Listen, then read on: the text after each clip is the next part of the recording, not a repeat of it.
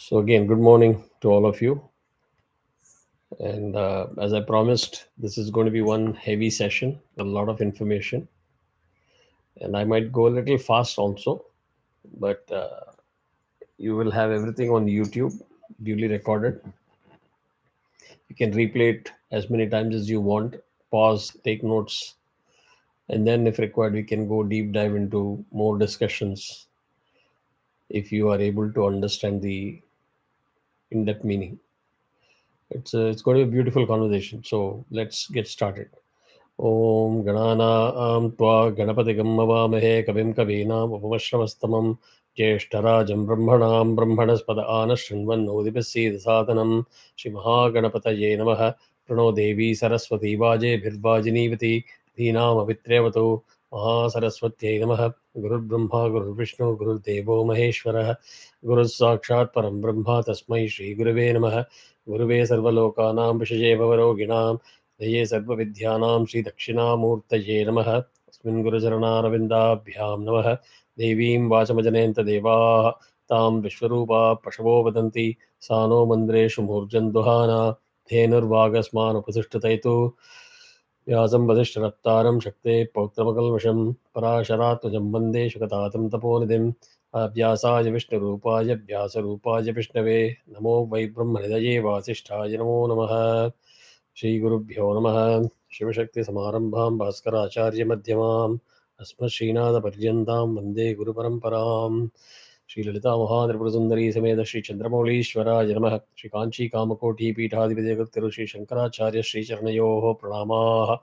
स्वस्ति श्रीमदखिलभूमण्डलालङ्कारत्रयत्रिंशत्कोटिदेवता श्रीकामाक्षी सनाथ श्रीमहादेवी सनाथ श्रीहस्तगिरिनाथ साक्षात्कार रमाधिष्ठान सत्यव्रत नामाङ्कित काञ्ची दिव्यक्षेत्रे शारदा वटसुस्थितानाम् अतुलित सुधार समादुर्य कमलासन कामिनी धम्मिल्ल सम्फुल्ल मल्लिका मालिका निष्यन्द मकरन्द झरी सौवस्तिक भाग निगुम्भ विजृम्भणानन्द तुन्दरित मनीषि मण्डलानाम् अनवरताद्वैत विद्या विनोद रसिकानां निरन्तरालङ्कृतीकृत शान्तिदान्ति भूम्नां सकल भुवन चक्र प्रतिष्ठापक श्रीचक्र प्रतिष्ठा विख्यात यशोलङ्कृतानां निखिल भाषण्ड षण्ड कंठकोद्धाटनेन विशदीकृत वेद वेदांत मार्ग षण्मत प्रतिष्ठापकाचार्याणां श्रीमत् परमहंस परिव्राजकाचार्यवर्य श्री जगद्गुरु श्रीमत् शंकर भगवत पादाचार्याणां अधिष्ठाने सिंहासनाभिषिक्त श्रीमत् चंद्रशेखरेन्द्र सरस्वती संयमीन्द्राणाम् अधिष्ठाने सिंहासनाभिषिक्त श्रीमत् जयेन्द्र सरस्वती संयमीन्द्राणाम् अन्ते वासिवर्य श्रीमत् शंकर विजयेन्द्र सरस्वती श्रीपादानां च चरणनलिनयोः सप्रश्रियं साञ्जलिबन्धं च नमस्कुर्मः. So again, apologies for some mistakes today because there was a distraction when I was chanting. But I hope Mahapariva will forgive me for that. So starting with Vishnu Sahasranamam, we continue from 16 and I'll just take 5 shlokas today so that we keep moving on Vishnu Sahasranamam. But then we'll focus a lot on Mundaka Upanishad and some more concepts. Indriyani mano buddhis Sattvam tejo balam dhritihi इन्द्रियाणि मनो बुद्धिः सत्त्वं तेजो बलं धृतिः वासुदेवात्मकान्याहुः क्षेत्रं क्षेत्रज्ञ एव च. Now here, after who there is a visarga, it is to be chanted exactly the way it is because it is followed by ksha. So वासुदेवात्मकान्युः क्षेत्रं क्षेत्रज्ञ एव च सर्वागमानामाचारः प्रथमं परिकल्पते. सर्वागमानामाचारः प्रथमं परिकल्पते. आचारप्रभवोर्धर्मो धर्मस्य प्रभुरच्युतः. आचारप्रभवो धर्मो धर्मस्य प्रभुरच्युतः. ऋषयः पितरो देवा महाभूतानि धातवः.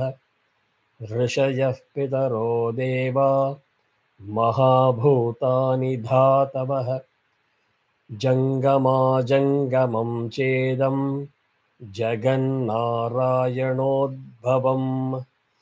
जङ्गमाजङ्गमं चेदं जगन्नारायणोद्भवम् योगो ज्ञानं तथा सांख्यं विद्याशिल्पादिकर्म च योगो ज्ञानं तथा सांख्यं विद्याशिल्पादिकर्म च वेदाशास्त्राणि विज्ञानमेतत् सर्वं जनार्दनात् वेदाशास्त्राणि विज्ञानमेतत् सर्वं जनार्दनात् एको विष्णुर्महद्भूतं पृथग्भूतान्यनेकशः एको विष्णुर्महद्भूतं पृथग्भूतान्यनेकशः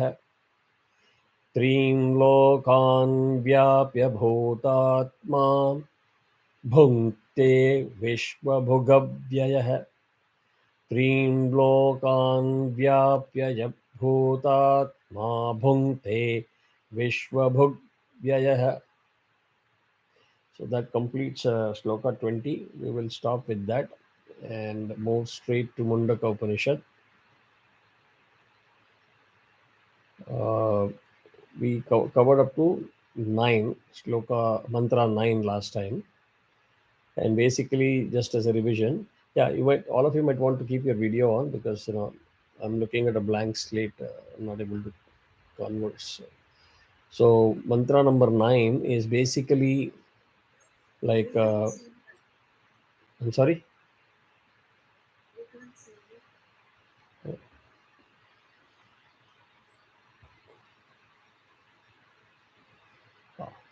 Okay.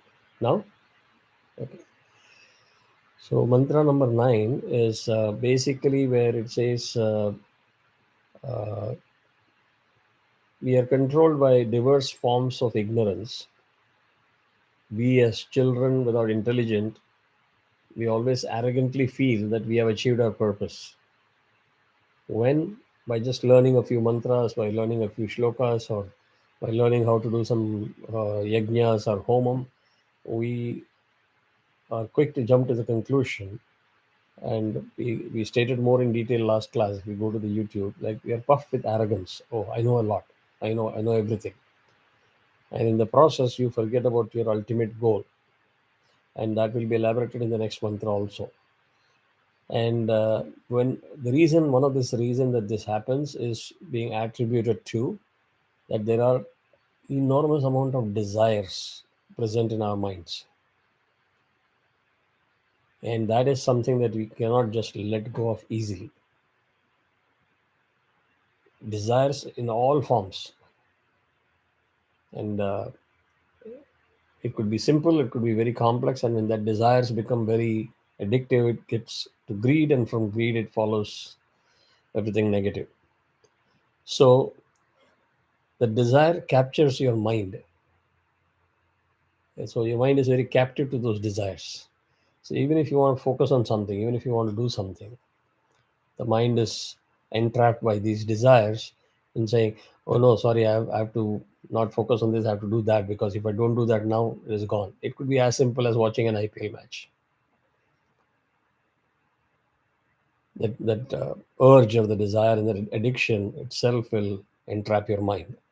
So the performers of these action, they get that enjoyment or the satisfaction which they feel is happiness, but in reality it is not.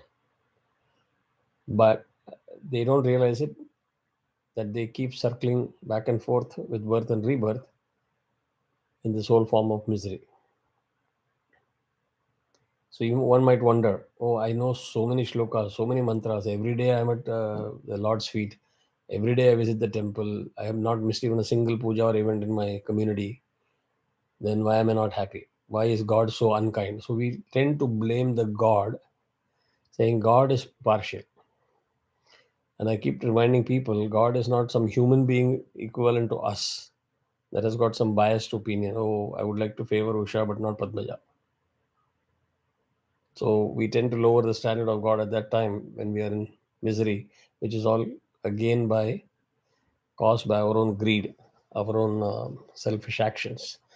So, when we talk of karma or actions, whether it is good or bad, it gives to limited results. And therefore, when you say limited results, there is an end of the experience of the fruit of all actions. So, there is a shelf life. I watched IPL. I saw Mumbai Indians score 3 sixes in the last over. They won. I'm excited. As if Mumbai is mine. Without me, Mumbai will not survive. And without my applause and ticket, Nita Ambani cannot get richer. Or we just assume everything. Little do you realize, as soon as you watch the TV, shut down the TV and come to the side, and you saw that you have lost money in stocks. Suddenly, some stocks crashed. There goes your happiness. Correct? So, if that was the true happiness, it should be lasting forever. Whereas it is not. And that is the key point that this mantra is trying to drive. That you may be a master in all the Vedas, you may be a master in doing yajna, puja, everything. It still doesn't take you to the end goal. That is why it's called lower level knowledge and higher level knowledge. I'm not going to spend time in quizzing today, but you might want to quiz yourself again and again. What is lower level knowledge and what is higher level knowledge? So, although you are ignorant, you are made to feel that you're wise because of the semblance of consciousness that is reflected through this intellect. It is a semblance of consciousness that is reflected through this intellect that you have gained. The fruits of actions are not very powerful enough to give the performer lasting happiness. So, when this theory is true, it doesn't matter whether you are an expert in one homa or 100 homas, you have still not achieved your destination. And even when you talk of action, you must have read about in many places or heard about this. There are Mahapurushas, when God gave darshan to them, God will tempt you with one thing: ask me what boon you want. The very fact that you are asking something, oh, now you please give me money, make my son pass with distinction, or my daughter should get married to the best boy. It is give and take, it is trade. So you perform an action with a desired intent of getting something in return, right? So, uh, and that is why it is the shelf life is fixed on the happiness.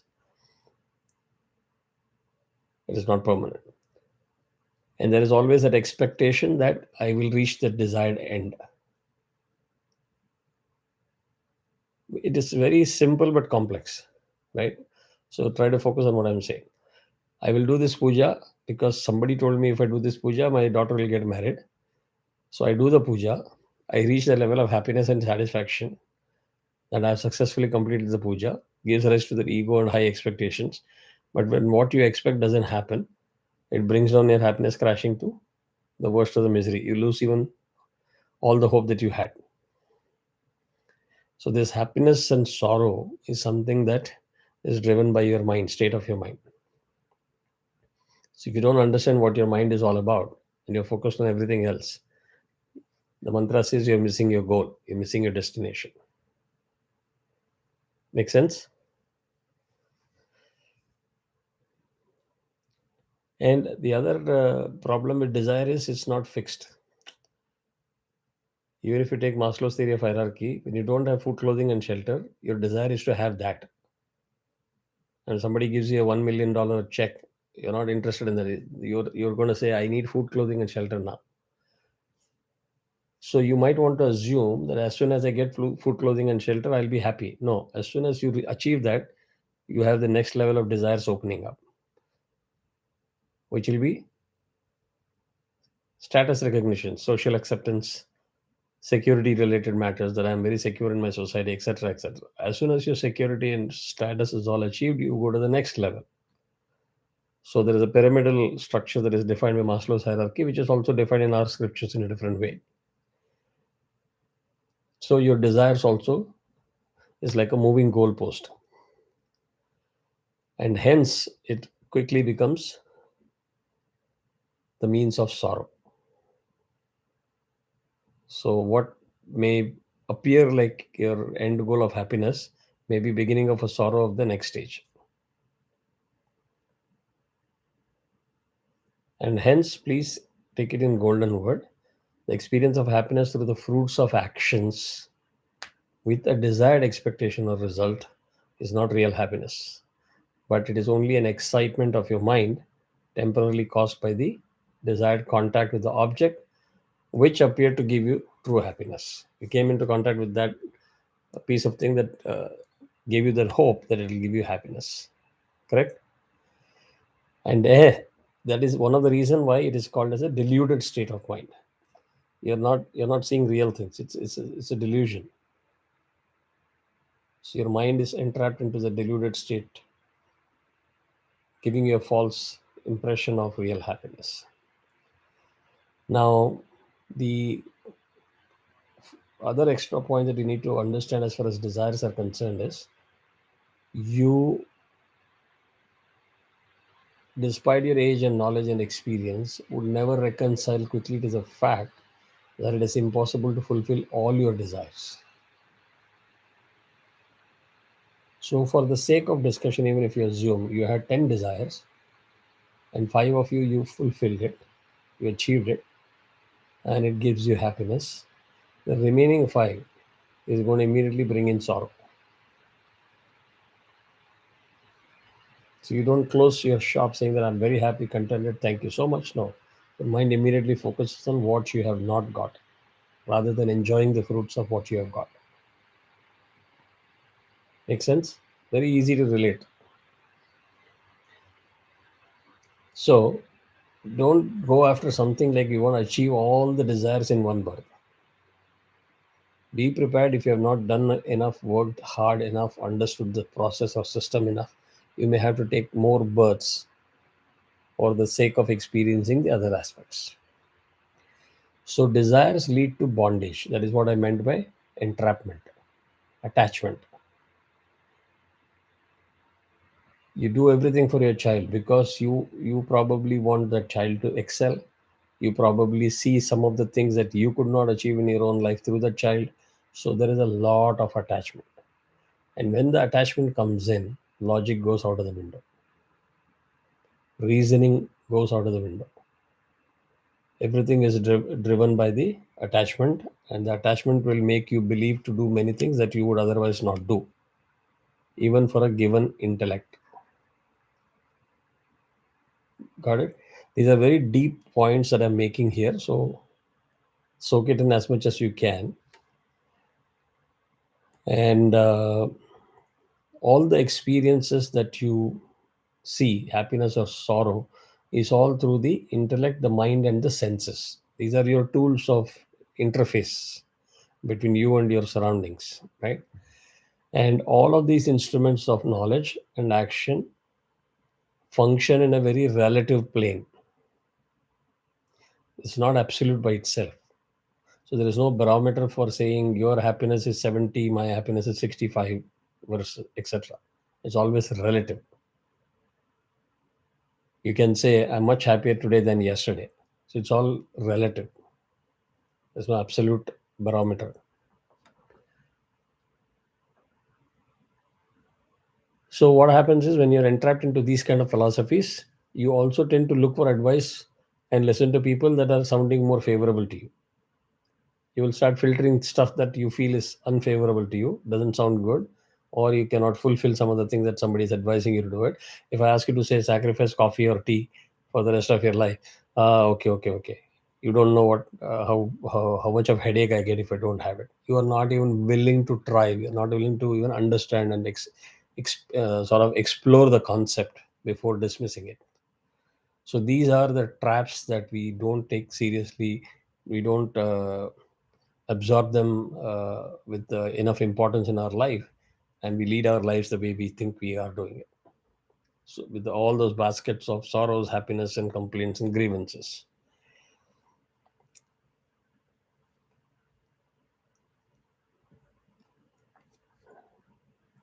So if you want to learn something, First rule that you need to follow is you need to be able to face criticism, learn stuff that you don't know with a lot of humility, and drop your ego. Who is he to teach me? You can even learn from a 6-year-old child. So you cannot be dismissive or very arrogant upfront saying, I know more than what you know. Because in Tamil they say, right, Enda puttala enda paambu irukku. You don't know. Right? Who is what you don't know. From what source you may get some important piece of knowledge you don't know. So don't be dismissive of that. And don't reject if people who are wise tend to give you, because only wise people who care take time to give you advice. People who don't care about you never talk to you or never give you any advice. They'll be your psychophant. They'll try to keep you uplifted even though they know that you are not worthy of that. So that is the next point.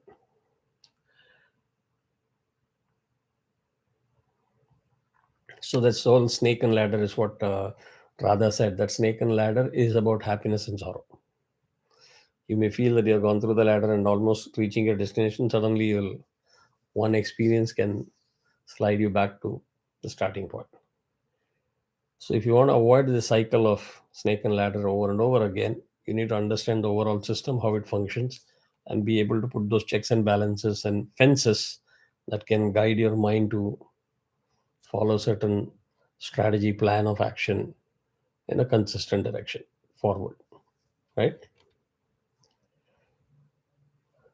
So all those sacrifices that you do are only means to your ultimate goal. They are not the end goal by itself.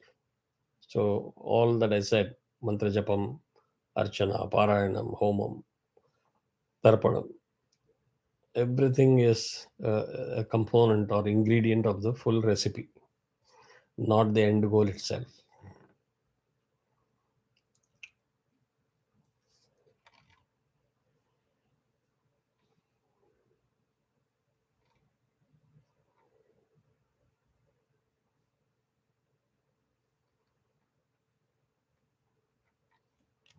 So now let's go to number 10. Whatever I explained just now about the deluded fools is what the reference is. Ishtapurtam manyamana varishtham nanyachreyo vedayante pramadhaha नाकस्य पृष्ठे ते सुकृतेनु भूत्वेमं लोकं हीनतरं वा विशन्ति. इष्टापूर्तं मन्यमाना वरिष्ठं नान्यच्छ्रेयो वेदयन्ते प्रमढाः नाकस्य पृष्ठे ते सुकृतेनु भूत्वेमं लोकं हीनतरं वा विशन्ति. Pramudhaha is Mudhaha. We've already talked about it in the last class. The deluded fools. Ishtapurtam. The sacrifices and the charitable works alluded by the scriptures, which is basically Vedas and all the Upanishads, whatever it teaches you, right? And the scriptures have got two parts, Karma Kanda and Jnana Kanda. We have talked about it, right? Karma Kanda is all related to all the procedures and knowledge of mantra, homam rituals, how to do the puja, how to do the yajna. It's all about actions, doing certain things in actions. Make sense?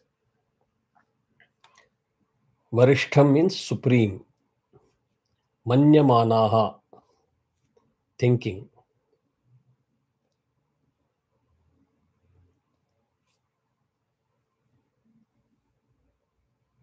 Anyat means other than this. Shreyaha, beneficial. Asti means there is. Itina vedayante, do not know. Te means they. Sukrute is merits acquired from good deeds. Nakasya prashthe, in the heavenly regions. Anubhutva, which means having enjoyed. Imam lokam, in this world, heenataram, which means inferior. Va is or, vishanti means enter. So these are the literal meanings of the words. In summary, it says the deluded fools thinking the sacrifices and the charitable works that is referenced in the Shastras as of supreme value, they don't know about the other blessed goal. The other blessed goal is we will again go into the details in the future mantras, but it is referencing to the moksha. That is your ultimate goal of learning the eternal truth, learning what Paramatma is, learning what Brahman is. Correct? So as soon as they enjoy the fruits of their good karma, they float, they miss the goal, they miss the focus and fall back down again. Heenataram means down again to this world or even enter a lower one. So I don't have to emphasize anymore the need for controlling the desires, the need for controlling your greed, because desires become greed becomes attachment, entrapment, and you go into that cycle forever. The need for sacrifices or tapas, to say I will let go of things that I don't need without being afraid of that is going to make your life miserable. Because the real misery is when you keep getting into this infinite loop. So Ishta Purta means sacrifices enjoyed in the Shruti. Purta means the charitable works enjoyed in the Smriti. So Shruti tells you the what are the sacrifices you have to do, and Purta means the charitable works enjoyed, whatever experience you gained out of performing the sacrifices or actions, as referenced in Smriti, because anything that you have experienced or enjoyed is Smriti. Are you getting what I'm saying? The difference between Shruti and Smriti. So those actions could be simple. You donated some food to somebody or clothes to somebody. You went and helped somebody build a homokundam. You went and helped somebody in constructing a house or digging a pond or whatever may be those actions. Or donating to some charity or maintaining a garden. It could be any of those actions. So the blessed goal is mukti or moksha, which we will talk about later in, which can be achieved only through jnana. Jnana is the knowledge of the eternal truth or the Brahman. Uh, I'll quickly do the meaning of the 11th mantra and then get into the details of what I wanted to share. Tapashraddhe ye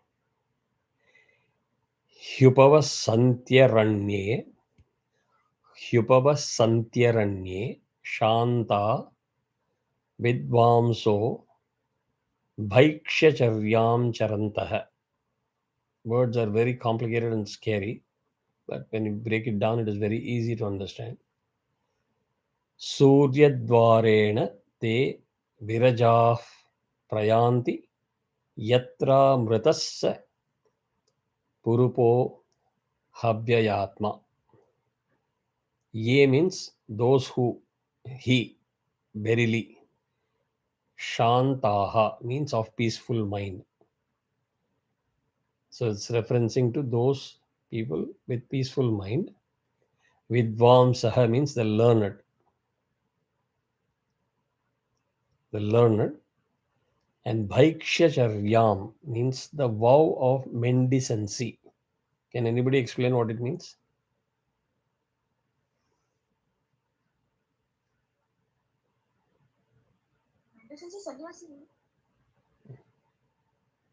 Correct. It is not exactly beggar in this case, right? So the vow of mendicancy, which means you have taken a vow to lead an austere life. You're willing to do the tapas. The tapas could be in any form and shape. But you have your own definition and you follow that. And if it is going to help you in your reaching your ultimate goal, that is important. So you have to first take a vow of mendicancy. Only then you'll be able to follow that path and achieve that end goal. Charantaha is practicing.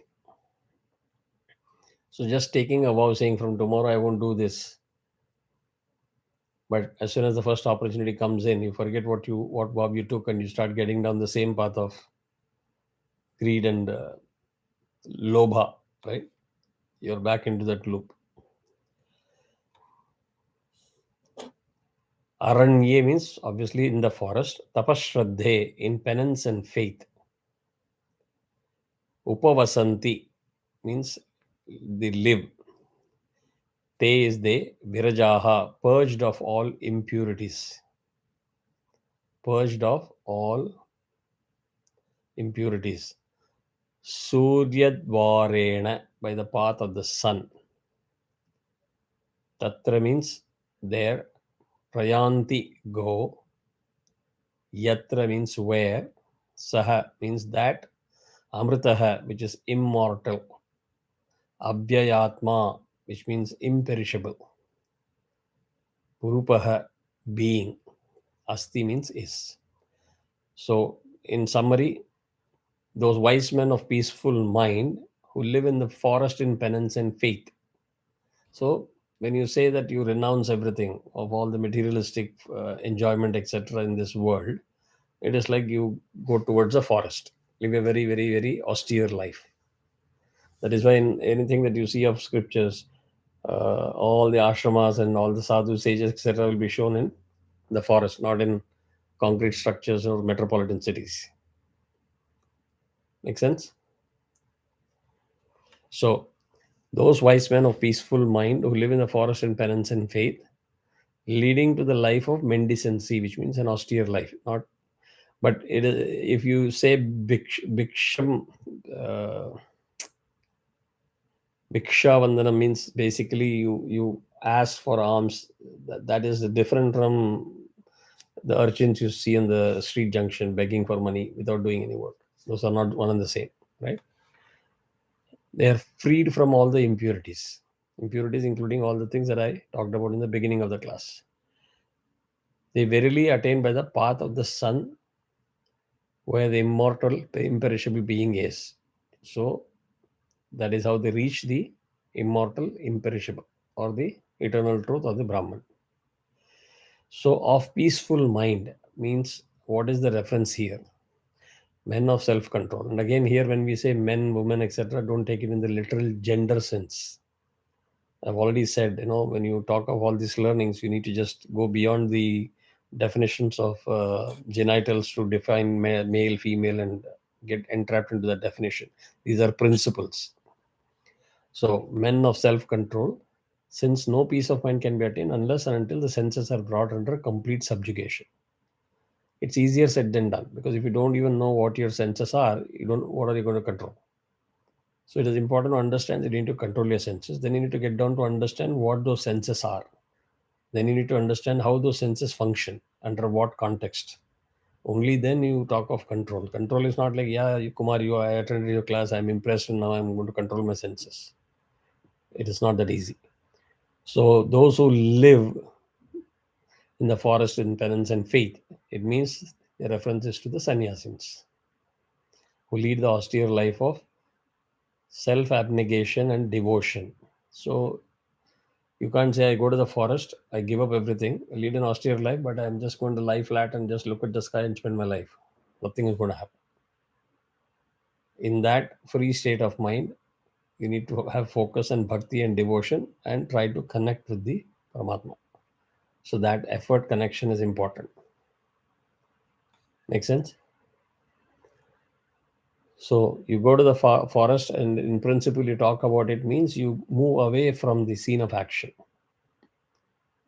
In our simple life, it could be that switch off the TV while watching IPL and come and just get into your library and do some studies. Or start cooking for your family and make sure that they have food on time.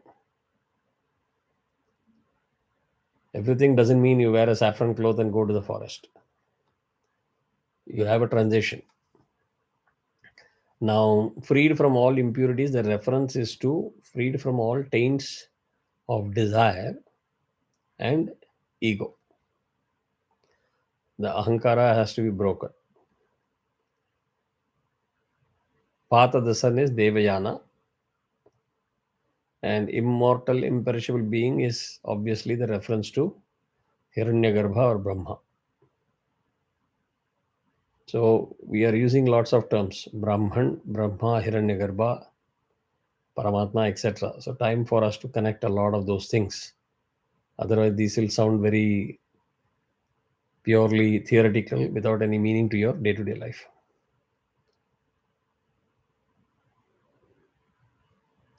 So there is a clear distinction here where in mantra 6 it was told that you do the lower level sacrifices, the what is prescribed in the Vedas, you will reach the attainment of the highest heaven or Brahma through the performance of devotional practices and self-control. So here when we talk of that mukti or emancipation, it is the reference is made only to karma mukti or gradual emancipation and not to jivan mukti. Jivan mukti can be attained only through supreme knowledge, the knowledge of the eternal truth. Are you able to make the distinction? And even if it is getting a little heavy, just as I said in the beginning, take it easy. You have the YouTube to replay over and over again, take notes, and take your own conclusion. For a Jivan Mukta, there is no going anywhere at any time. As soon as you connect and you do the internal realization of God within you, and as soon as you practice all those things that you have been asked to do of leading an austere life, then suddenly the jnana bursts, as we call it, as 1,000 lights, and that realization happens automatically. It's like a bubble bursting. And anything where your soul is limited to or trapped into, that bubble bursts, and you're that is why it is called liberation. You're freed from all those attachments and the constraints and the web that is controlling your mind. So what remains is the consciousness absolute in the purest form. So once you reach that stage, then there is no going and coming back in the cycle of birth and rebirth. Got it? So this is as far as the Mundaka Upanishad is concerned. Any question on this so far? Or are you excited to jump into the next part? Just Surya Dwarante Virajam, the Virajam's meaning I missed out. Impurities, purge. Virajaha means impurities. Purged of all impurities.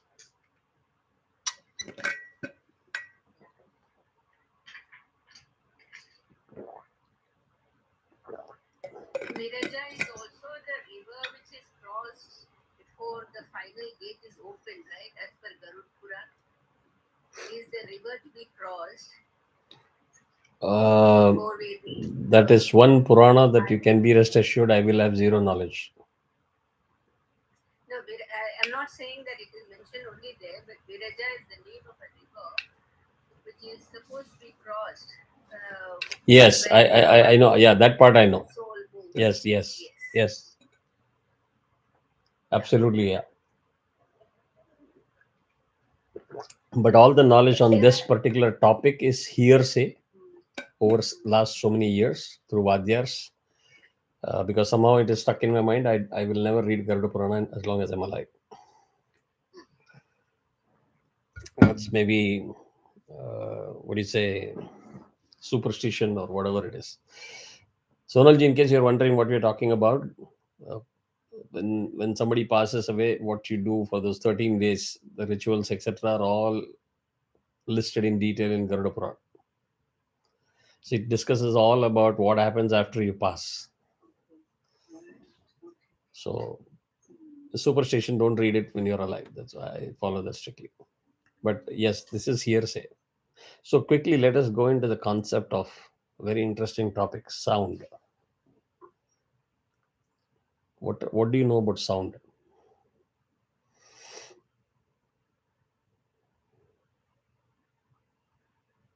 The Dvaikari Rupa. The sound produced from the stomach, it will hit the air, hits the vocal cords, Okay, and then it comes out. good. What else do you know?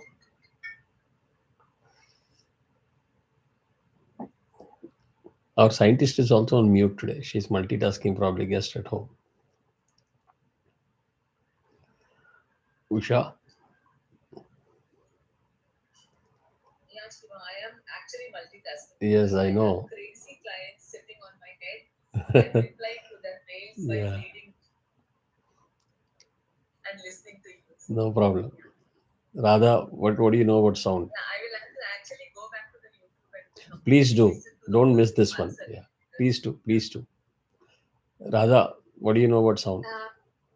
Actually, absence of silence is sound, okay? When there is no silence, there is sound. Or when there is no sound, there is silence. That's what people say. Okay. Great. It is always good to see different perspective of the same topic. But if you ask anybody who has been through basic knowledge of science, they will say sound means It's a form the of energy. disturbance that you create in the air is sound. Very simple, right? That's what we've been taught. That's what we have accepted as a simple definition because that's what the Macaulay system taught us. Then what is noise? Honestly Something speaking, that most of us will irritates. be caught in the wrong foot and we'll quickly give a definition of what is noise and how it is different from sound. Okay. Sound is a form of energy which is used for various living beings to communicate with each other. Okay, like say the dogs bark and they convey something either to their fellows or to the owner or whatever. And their barking is also very different. Like if they see a stranger, they bark aggressively. If they see food, they are very lovingly, they emotional. So likewise, when the crow is hungry and it makes noise in your window, it's a different sound. So it's something that they use to communicate with each other and with the world. Whereas noise is something which is beyond a particular level, what you call the decibel level or something, which is disturbing to you in terms of disturbs your peace, disturbs your working, it disturbs everything around your health. Maybe has an adverse effect on your heart, Okay. everything. So now what I'm going to say may be a little bit controversial for some people, but hear me out. The first part, what you said, explained, is good because then you are now moving closer to the real definition of sound in Vedas. The second part, noise, is not exactly the same as what Vedas define noise as. Because going by your definition, what is noise to you could be sound to somebody else. I may have a poor hearing. I may say, please speak up. So, decibel level alone as a parameter to determine what is sound and what is noise may not be 100% true. So, without much ado, let us get into the crux of what Veda says and what our various scriptures talk about sound and the science of sound. So, note point number one, this is one of the most important principles of our existence. Go back to the term that I said. We all originated from the sound pranava, Om. From pranava came all various forms of bijakshara to mula mantras. We talked about the in one of the mantras also how the panchabhutas happened from the panchabhutas, how we came into existence. That's a direct connection of our existence to the principle of sound. So it is treated as a source of matter and also the key to become free from it. That's the punchline. It is the source of matter and also the key to become free from it. So, as I said, if you want to get freed from something, you must know what is that something. Unless you have an understanding of something and then somebody teaches you how to get freed from that, why the word free is used, you won't be able to achieve your goal. So let us jump into the detail. There are 4 stages of sound as explained in the Veda. And you understand the 4 stages of sound, and I'll get you the connection to the 4 states, and then it'll be easy. So until then, have patience. The 4 stages of sound to become free from the bondage of matter. I also talked in one of the class where I also talked in one of the class saying that the scientists and modern day scientists kept on talking everything is matter, matter, matter until they realize there is something called dark matter or a black hole where there is no matter. Okay. So the 4 levels of sound. One of the important definitions given about sound is in Srimad Bhagavatam, which is what I've shared as a screenshot with you. Do you have that in front of you?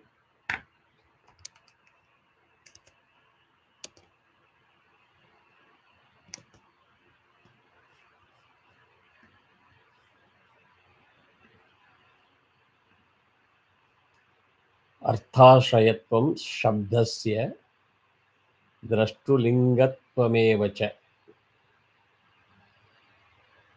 अर्थाश्रयत्वं शब्दस्य द्रष्टुर्लिङ्गत्वमेव च.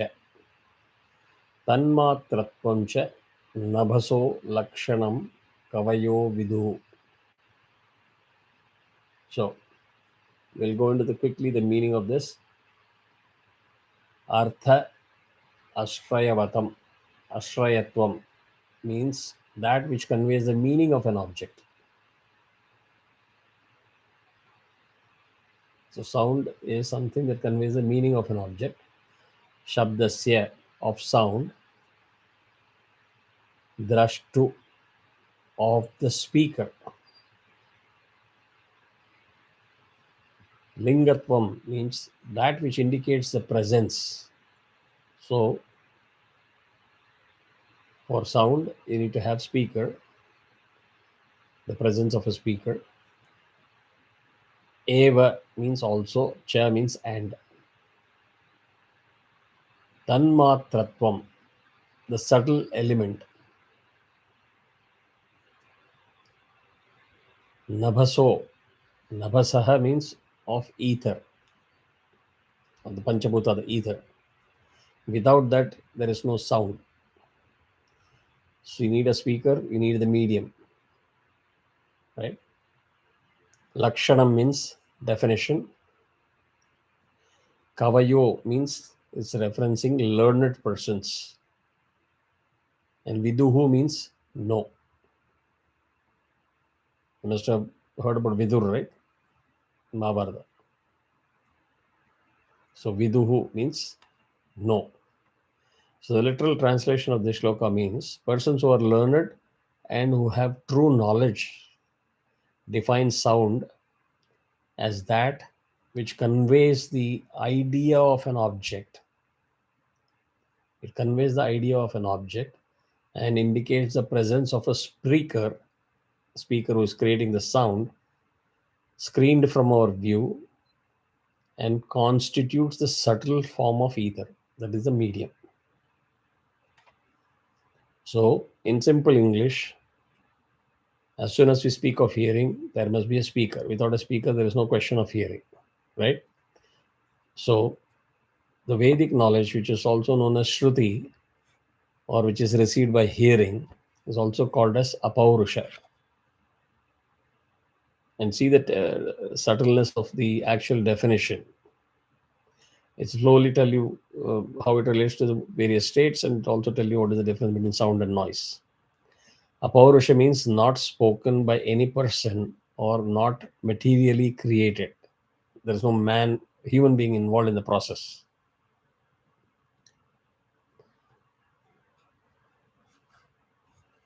So in Srimad Bhagavatam, again, in the beginning itself, there is a reference to Tene Brahma Hrida, the sound of Brahman or Veda was first impregnated into the heart of Brahma.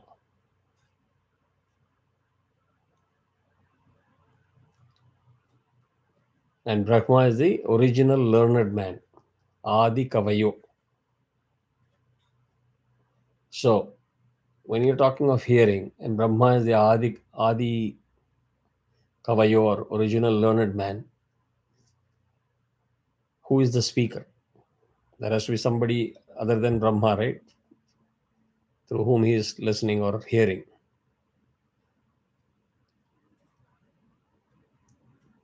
So who was the spiritual master that gave that knowledge to Brahma? So Vedic knowledge was imparted within Brahma's heart by the Supreme Personality or Godhead, which we call as Paramatma,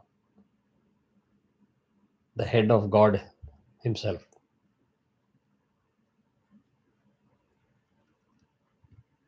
So Vedic knowledge is understood to be spoken by the Supreme Lord, and therefore free from the defects of material understanding or man-made objects, man-made sources.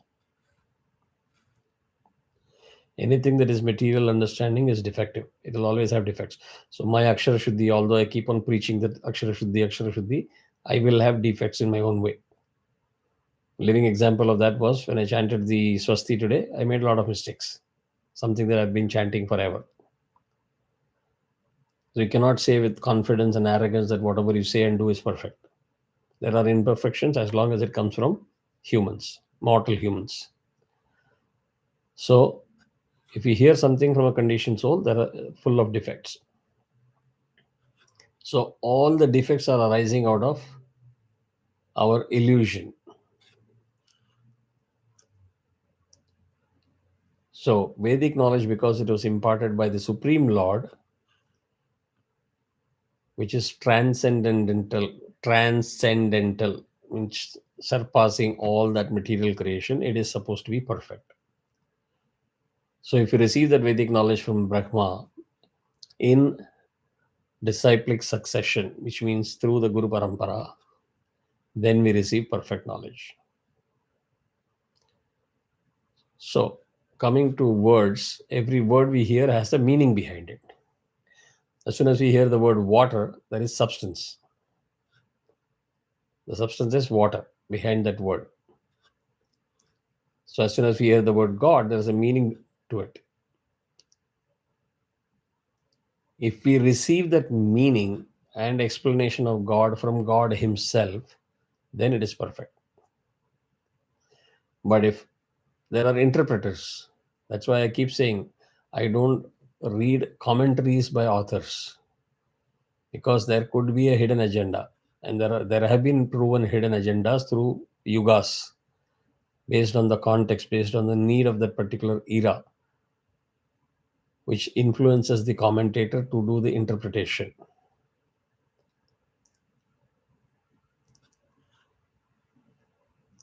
Right? So any such commentary from a human is going to be imperfect. So hence Bhagavad Gita, which is the science of God, is spoken by the Godhead himself. And hence it is considered as perfect knowledge. So we can have Hubble telescope, we can have James Webb, we can have whatever we want. It will be only limited to our senses of vision, knowledge, and processing of data in understanding what God is all about. It can never be said with confidence that we are super perfect in our understanding. You can keep on reading several articles these days. There are several new discoveries that are happening that is challenging the whole Big Bang theory itself. And I can go on and on and on. Scientific discoveries made by humans are full of changes which they call as evolution and learning, including the concept of how many grahas are there in our solar systems. We are very clear, Navagrahas. We have never changed even 1 cent. But human discovery through science, modern day science, as much as it is important, it is also loaded with defects. So when we speak of seeing, there must be a form. By our sense perception, the beginning experience is the sky. Sky is the beginning of all. And from the sky, or ether, other forms emanate. And therefore, the definition clearly states objects of knowledge and sense perception begin from the sky.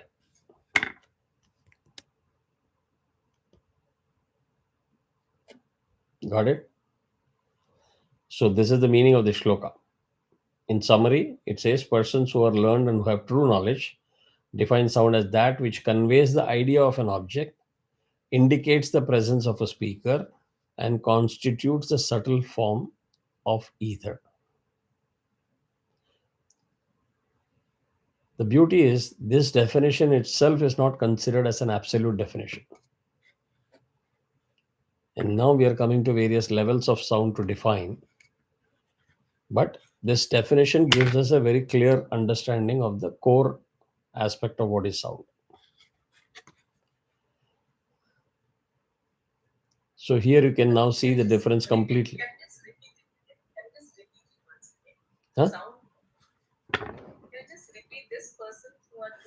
Persons who are learned and who have true knowledge, they define sound as that which conveys the idea of an object,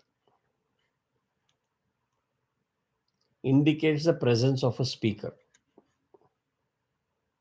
and it constitutes a subtle form of ether, akasha.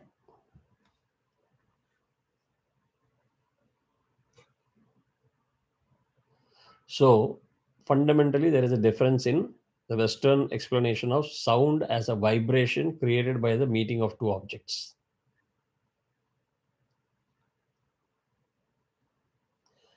It says it is not just a vibration of two objects meeting, it conveys the idea of an object. So literal meaning of artha ashraya means the shelter of the meaning. Now, beautiful this thing in the Vedic conception, the aksharas, the word is akshara, which is in English it's called letters, right?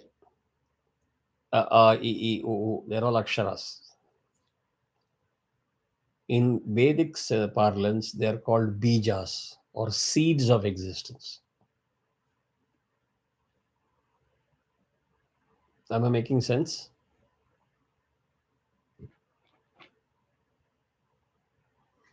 Can anybody tell me? Huh? Akshara also means, it means that which cannot be broken further down. That is the basic component, so it becomes the seed or beej. Correct. That is why it is called the seed. It cannot be broken down further. It also means it is literally infallible or supreme. And see the beauty. Can anybody think of why it is called Akshara?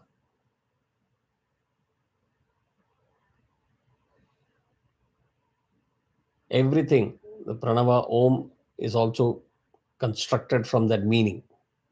Akshara means it starts with A, ends with Ksha.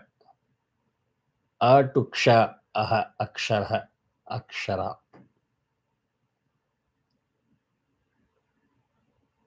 Sonalji, are you able to follow what I'm saying? It starts with A, ends with Ksha. So Aksha, Akshara. That is why it is called Akshara. So all of those things are called seeds of existence. Akshara is also a synonym for Pranava, which is Om. And Om is the sum of all the syllables of all the Vedic hymns.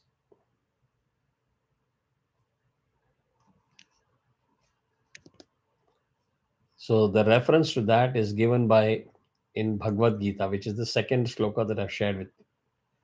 Karma Brahmodbhavam Vidhi Brahmakshara Samudbhavam.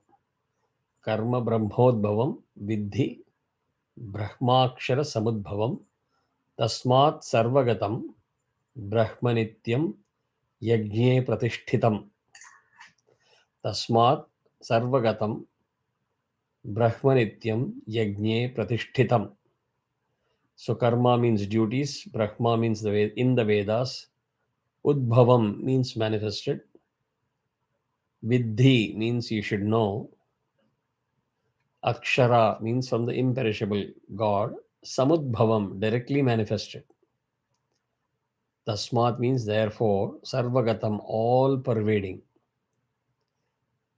Nityam means eternally, Yajne in sacrifice, and Pratishthitam means established. So the literal translation of the shloka is the duties for human beings are described in the Vedas.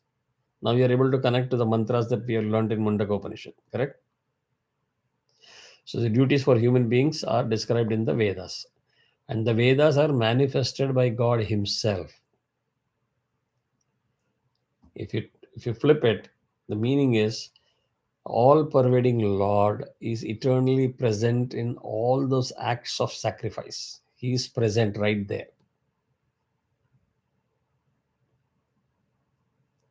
Okay? Because the Vedas themselves emanated from the breath of God.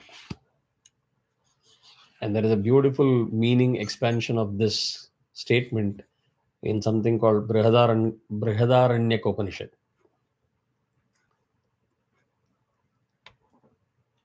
In 4.5.11, that means 4th Khanda, 5th chapter, in the 11th verse.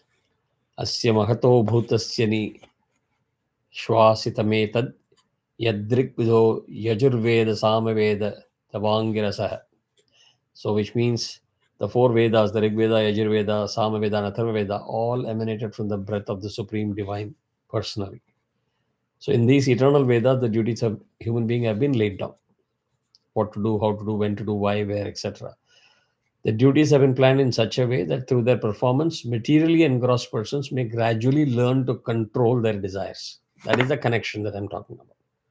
So all this beautiful definitions and shlokas, what does it mean to me when I'm living my life 9 to 5 or 24/7? Is all these mantras, when you keep chanting and you perform all those things that is laid out in the Vedas, it gives you ability to control the desires and slowly elevate yourself from the mode of ignorance to the mode of passion, and from the mode of passion to mode of goodness. So there are stages. You can't just jump from ignorance to straight bliss. And these duties are enjoined to be dedicated to him as yajna. So all what you do is called yajna. So yajna doesn't mean only homam. I already talked about it in one other class. So any duties consecrated as sacrifice to God verily becomes godly, and it is not different from God Himself. So if you go to Tantras, in Tantra Sara Sangraha, there is another book which describes so much in detail about sound, and it is worth understanding that as further elaboration or explanation of sound, what sound is all about. So you can spare another 10 minutes. I can just logically bring it to a conclusion before we wrap up this one. Is it okay? So, Yes. okay.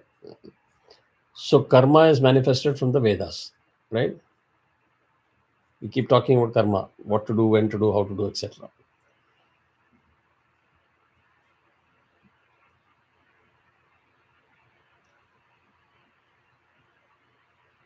So the manifestation is not direct, because when you talk of manifestation, there are two aspects to it. One is spiritual and the other is material. So the reference to that is indicated by the word udbhavam in the shloka that I chanted just now. Whereas in the manifestation of Vedas from the word Om, starting from the Om, is direct. So there is a difference between the manifestation and the non-spiritual, which is materialistic manifestation, versus the spiritual manifestation, which is referenced as samudbhavam. and not just Udbhavam. So the manifestation is differentiated there. Now, quickly moving to Tantras. The Aksharas in Tantras are traced back to their material source level. And it is directly tied to a deity of Shakti.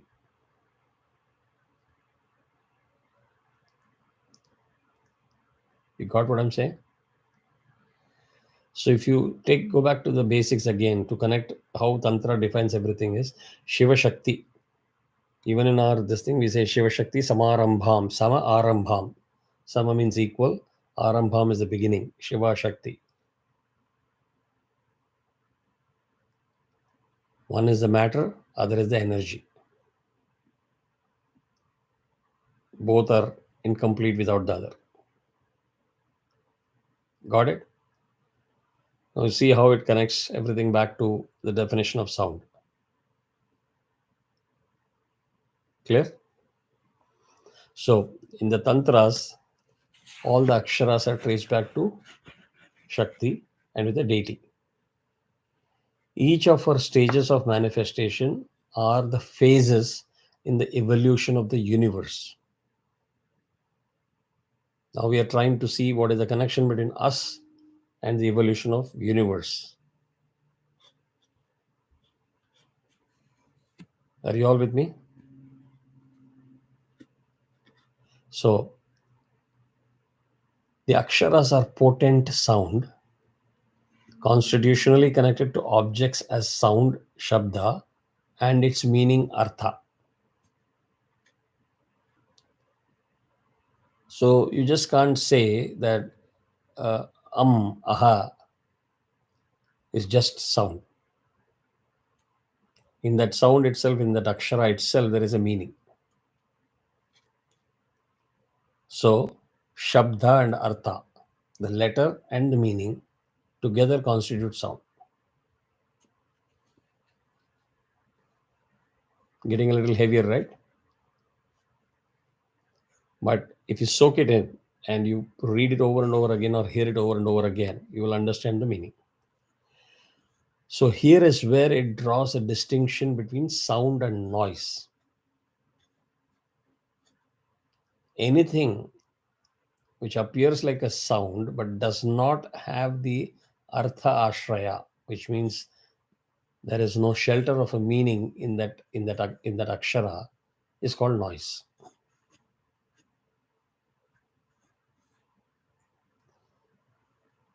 So now you can connect everything. If the mantras are all composed of aksharas, bija aksharas, if you don't chant it the way it is supposed to, you are changing the meaning.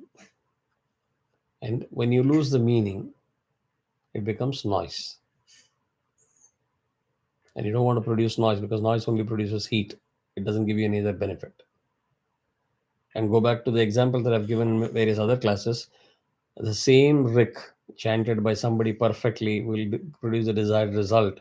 Somebody changing either the meter or the akshara shuddhi or the matra or the layam can produce noise,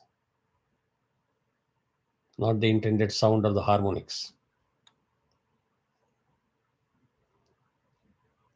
Right? So again, in Vedanta Sutra, there is another document that elaborates on this concept of sound, which says the creation of all living entities proceeds from the remembrance of their form and characteristics by Lord Brahma, reciting the corresponding words.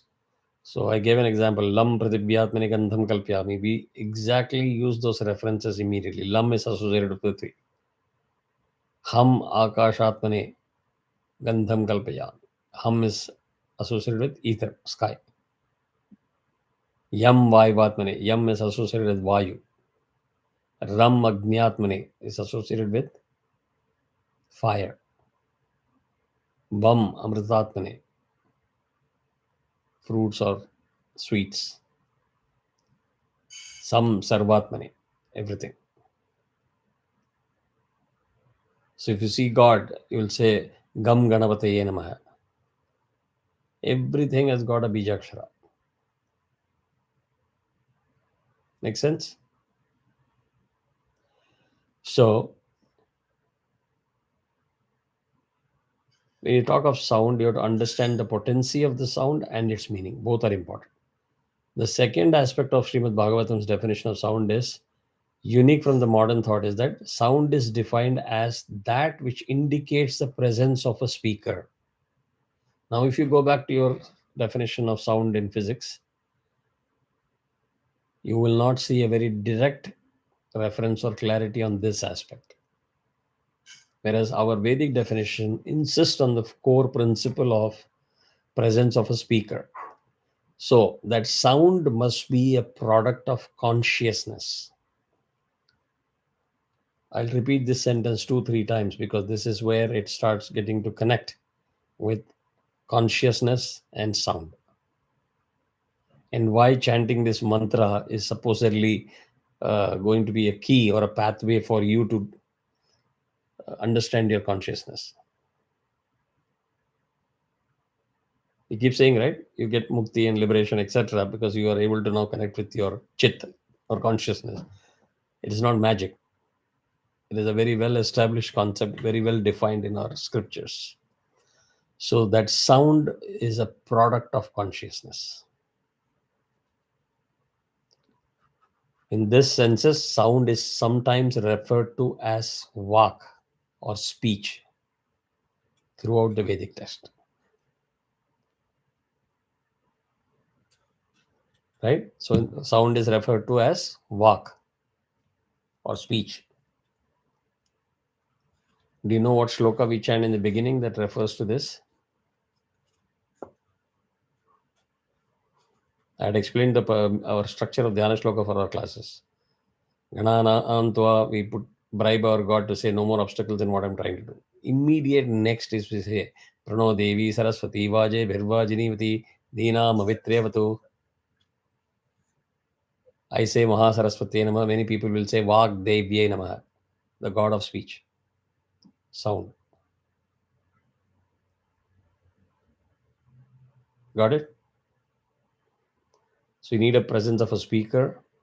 There has to be a meaning, and the medium used is ether or akasha. So I will stop with this part here. I want you to go through the YouTube, take notes, and be ready for a continuation of this in the next class before I get into Vishnu Sahasranamam and other mantra of Mundaka Upanishat. Because I would like to then take you through the tantric definition in detail of what that sound is, how the whole science of sound works, and how it is going to relate to consciousness. Any questions so far? All of you can turn your video on for 2 minutes before we wrap up. Sonalji is now deep into thinking, oh God, what did I get into? I asked a simple chanting of Mundaka Upanishad. I was thinking, I wish you could continue and tell us today, right now. But just a comment. Any question, Usha? I know you're multitasking, but Radha?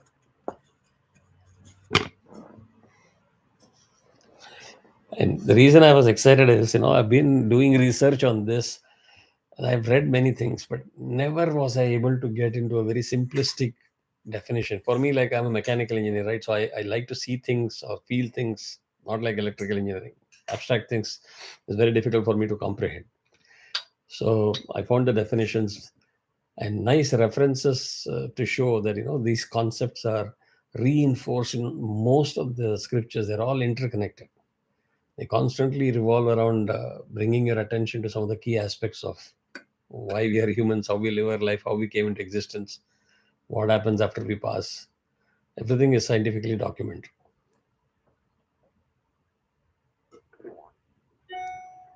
And you may say, why is it so important for me to understand at 6 a.m. in the morning or 3:30 in the afternoon? You can be confronted with the very realistic problems in your life.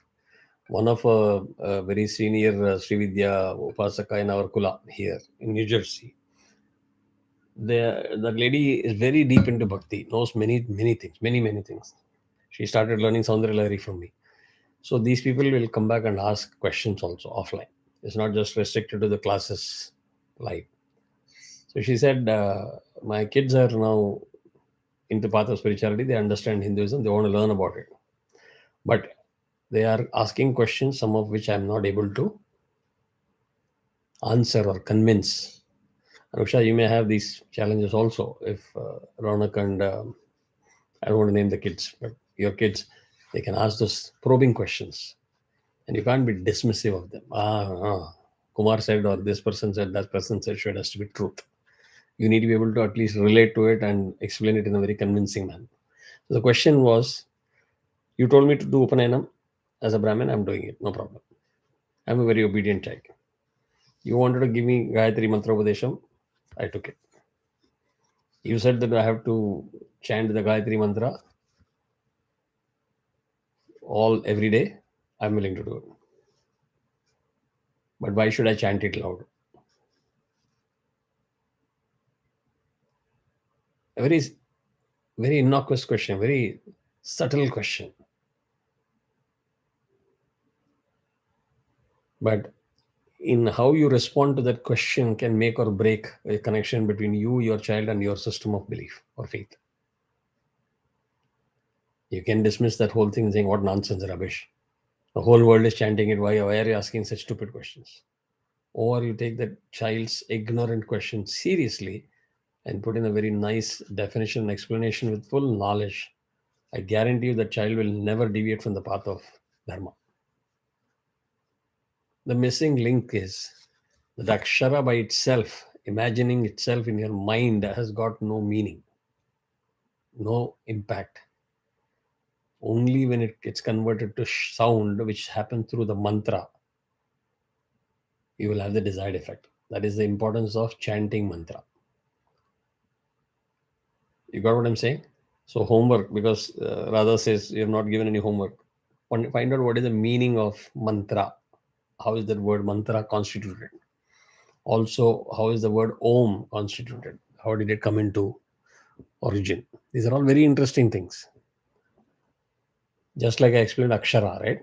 You would have never thought Akshara means, oh, A to Ksha is Akshara. So simple. So, but once I explained to that boy, he said, I'm thoroughly convinced. I'll never ask that stupid question again. I'll follow it. It's a better way of explaining to the kids and putting them through a path which is very foundational to our system.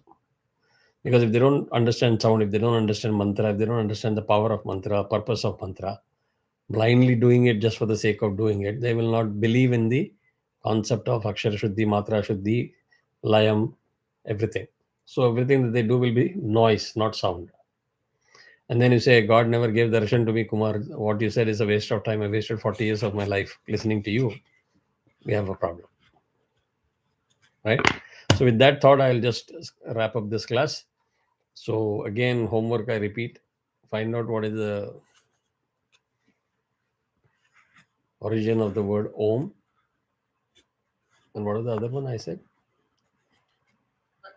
Mantra. I can sense Radha is there. I could see her sound. She was about to unmute and say something. That was actually, but what I want to say, to take some more time, I don't know whether I will have that. But as far as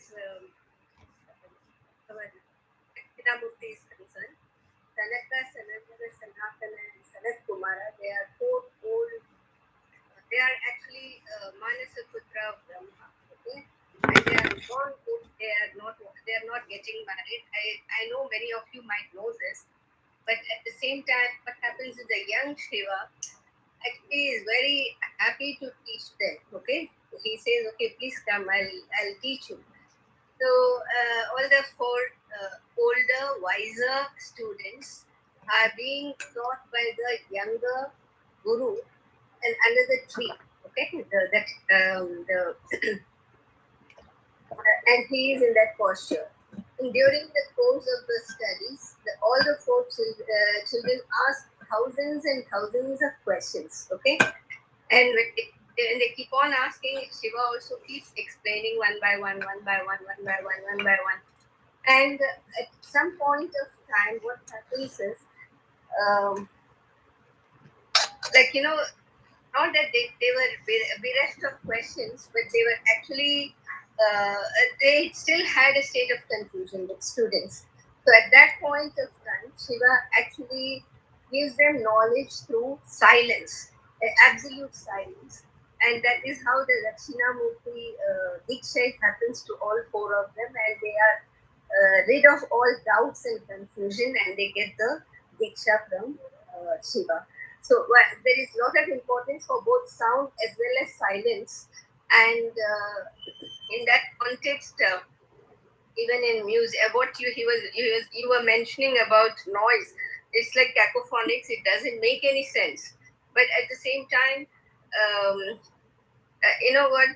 You need to understand what is the goodness of a sound or the goodness of silence. Both are equally important in.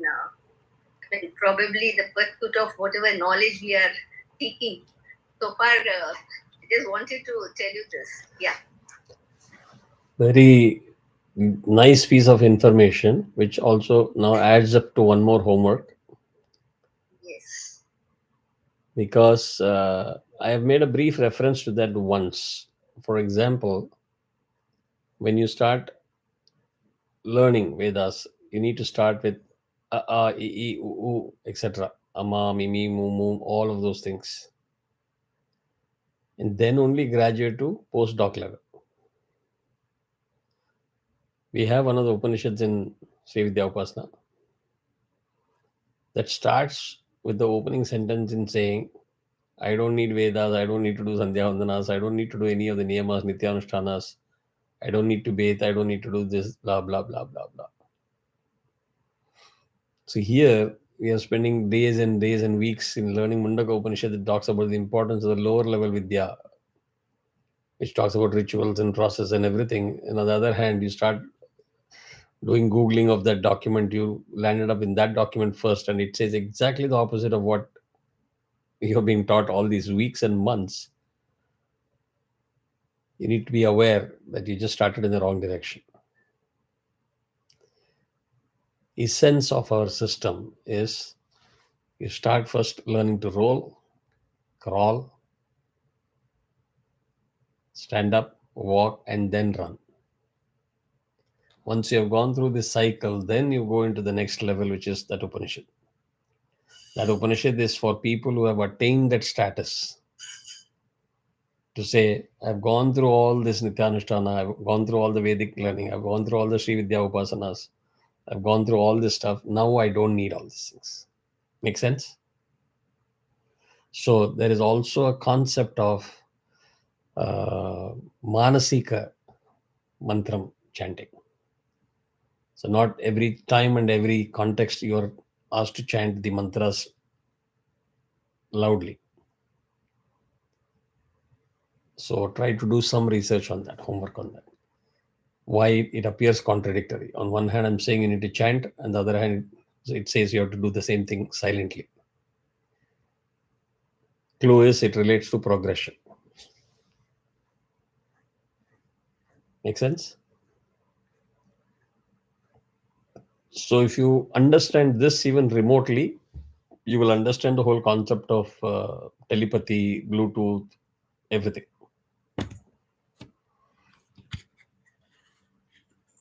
None of what we are hearing is a very modern day science discovery. They're all out there in the scriptures. Not Bluetooth as in the protocol Bluetooth, but the concept. So we'll wrap up with this. Thank you, Radha, for sharing what you shared. It will definitely make people think more and learn more.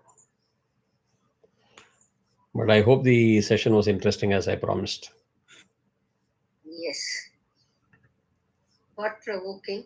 Yes. I liked the